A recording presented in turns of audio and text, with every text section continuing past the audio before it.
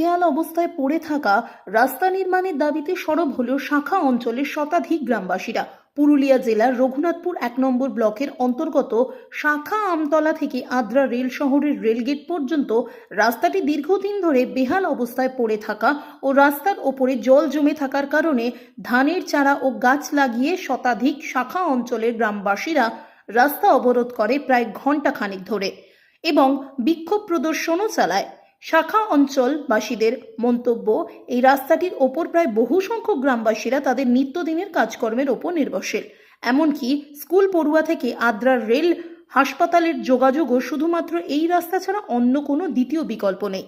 তাই তারা বেহাল অবস্থায় রাস্তাটি পুনরায় নির্মাণের জন্য রঘুনাথপুর মহকুমা শাসককে এক স্মারকলিপিও প্রদান করেন।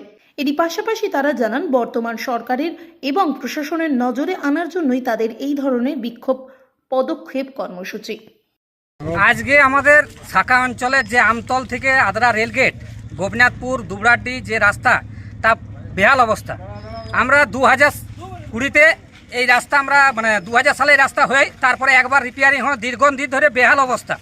জনগণের দাবি এবং আমরা বিডিও এসডিও সবাইকে জানিয়েছি, কিন্তু কোনোরকম এটা কোন শুরু হওয়া হয়নি। বিডিও সাহেব নাকি বলছেন যে এই রাস্তাটা নাকি কাশীপুর ব্লকের। উনি অপদার্থ বিডিও, যিনি নিজের এলাকা শুদ্ধ জানেন নাই যে এটা কাশীপুর নয়, এটার শাখা অঞ্চলের রঘুনাথপুর 1 ব্লকের এটা আমাদের আন্ডারে পড়ে। এই দুবরাড্ডি বাঙ্গালপাড়া এটা হচ্ছে গোটাটাই শাখা অঞ্চলে এবং রঘুনাথপুর ব্লকের আন্ডারে এই রাস্তাটা পড়ে। তিনি এতদিন ধরে করতে পারেন নাই, সেই জন্য আজকে আমাদেরকে অবাধ্যে জনগণকে আমাদের অসুবিধার মধ্যে ফেলেও আমাদেরকে আজকে আন্দোলন করতে হয়েছে জনগণের স্বার্থে, যাতে এই রাস্তা জলদির মধ্যে রিপেয়ারিং করা হয়। দেখতে পেলাম রাস্তায় ধান লাগিয়ে দিলেন। শ্রাবণ মাস চলছে, সবাই জানে যে খেতে বাদে চাষ হয়। আমরা গ্রামের লোক, আমরা ভালো করে জানি যে খেতে চাষ হয়, কিন্তু এই প্রশাসন আর এই সরকারের জন্য আজকে রাস্তায় পিচ রোডের উপর চাষ হচ্ছে। আপনারা দেখছেন যে দিদিরা সবাই এসছি, আমরা আজকে এখানে আফর চাষ করতে হয়েছে।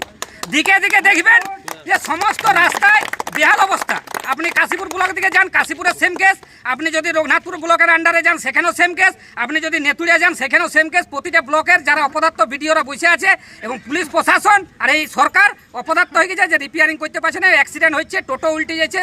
এটা স্কুলের বাচ্চারা যায়, যেটা আনাড়ার থেকে আজকে আপনার central school, church school, Adra hospital, এই রাস্তায় একমাত্র সম্বল সমস্ত গ্রামের শাখা অঞ্চলের। দুবরাড্ডি থেকে, মানিকপুর থেকে, জিয়াড়া থেকে, গোপীনাথপুর থেকে, দোলানডাঙ্গা, দিঘিতলা, সামান্য সমস্ত রাস্তা মানুষ এই রাস্তায় যাতায়াতে বহন করে এবং এইটা ইম্পর্টেন্ট রাস্তা।